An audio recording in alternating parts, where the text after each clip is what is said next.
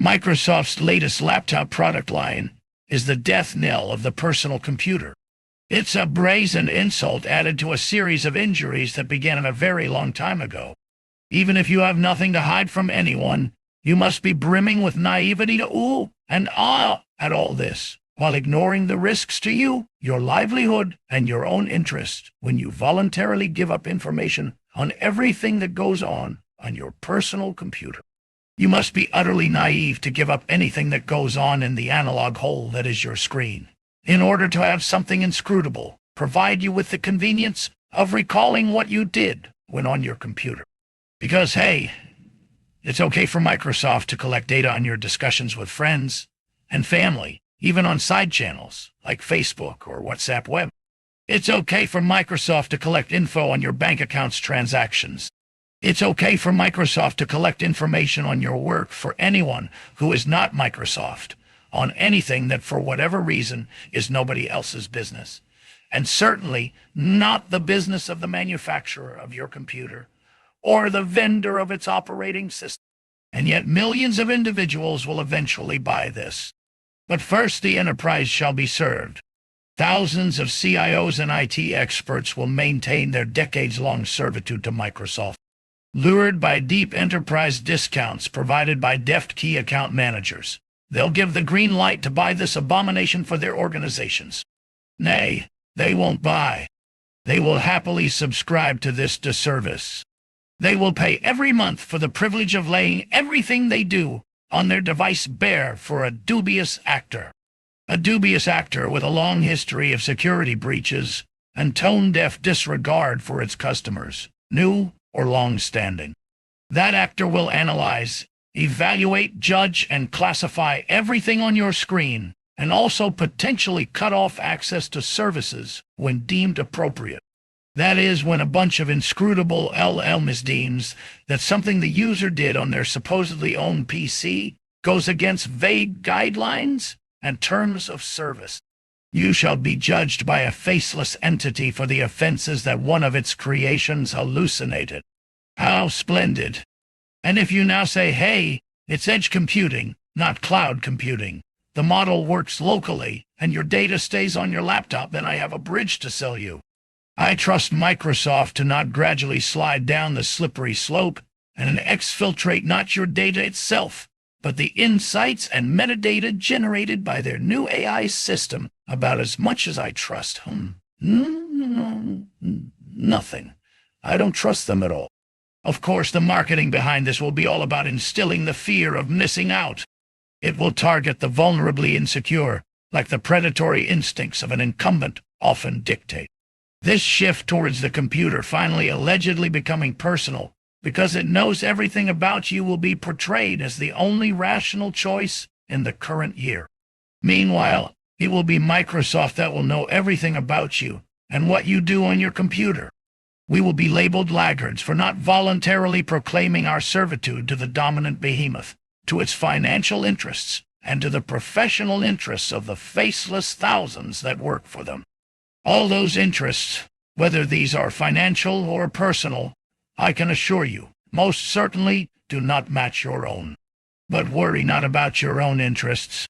What matters is that you pay for digital trinkets and beads, monthly and timely, you hear. It's for your convenience. It's for society's advancement. It's only fitting in the world of modern work. Yes, for the greater good. All this is inevitable. It is the current year, after all. What are you, a Luddite? Don't you get it? And why not, after all?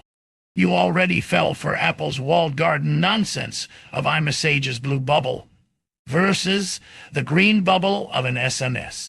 You called receiving that one an ick. You then rationalized your made-up emotional reaction to something so innocuous through a bunch of marketing arguments that Apple shrewdly planted in its fanboys' minds to cascade down to every one of its serfs, so that they will defend the brand. After all, when you pay twice or three times more than what you used to pay for a mobile phone, you want to defend your choice, as irrational as it probably is for most people. €1,000 for a TikTok, Instagram, and Facebook viewer is a totally rational purchase, is it not? You fell for all this because you were all too eager to tie some part of your identity to the brand of phone you use. Just like you do with a myriad of other things that you believe reveal part of who you really are. Because of your pubescent insecurity and primordial fear of being seen as an outsider, a social outcast. So, I ask, what hope do you have to not fall for this one too? Slim to none. And my bet is on none. My bet is a safe one, and I have won similar bets again and again. You have repeatedly demonstrated your inability to resist the procession of guards who cast shadows on the wall of the proverbial cave in which they have kept you prisoner since the heyday of the Microsoft Office suite.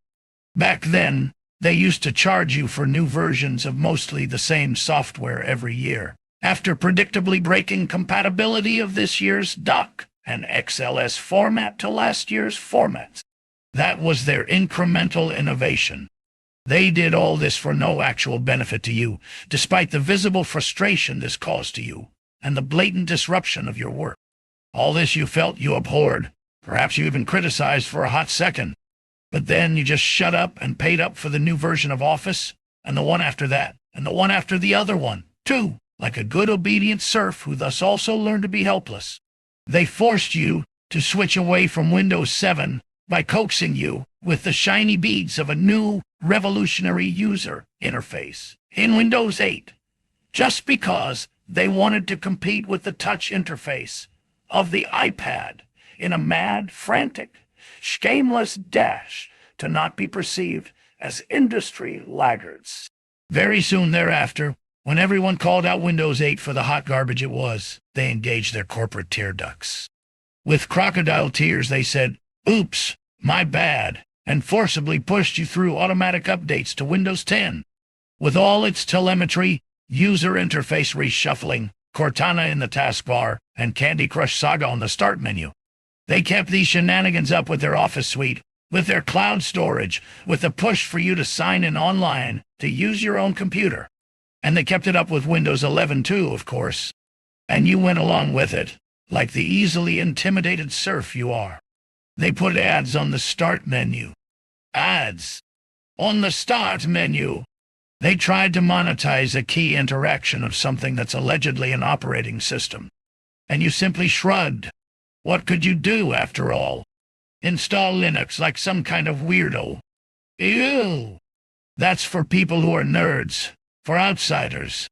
Far from you to be considered as such a thing. That would be an ick commensurate to receiving a green bubble text. Nah, you still stuck with the herd, like you always do. The herd is safe. An incumbent couldn't possibly screw all of its users over at the same time, could it? That's just paranoia. You know there's safety in numbers. You told those things to yourself and convinced yourself that there's nothing you could do. You continued to be as oblivious as a cow heading to the slaughterhouse. Only this time it's your privacy and liberty that's getting slaughtered. And we all pay for it. Yes, even those of us who love the concept of a personal computer, piece of equipment that we own and can run any piece of software we want on, while remaining in control of everything we create or consume through this device. We, too, already pay for your servitude. Everyone does, through worse products caused by oligopolistic competition, and the invasion of privacy becoming portrayed as a mere inconvenience, instead of a disgusting violation of trust. This deviance will keep getting normalized until you wake up one day and realize that all you've ever been is but an eager serf to tech industry incumbents. All the while championing causes, raising awareness, and posting about the latest happenings on social media owned by one of them. Why?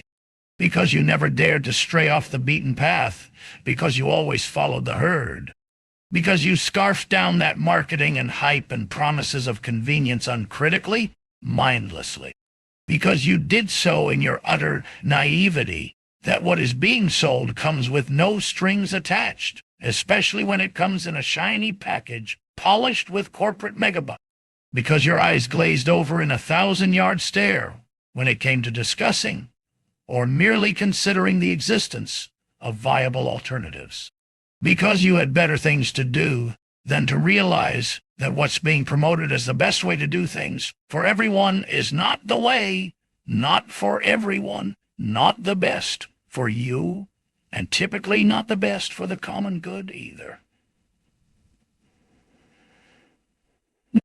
Perhaps one day you'll snap out of the mental torpor of the helpless, choiceless consumer, and you'll realize that you've been played. And by extension, that we're all being played. Who am I kidding? You'll never wake up.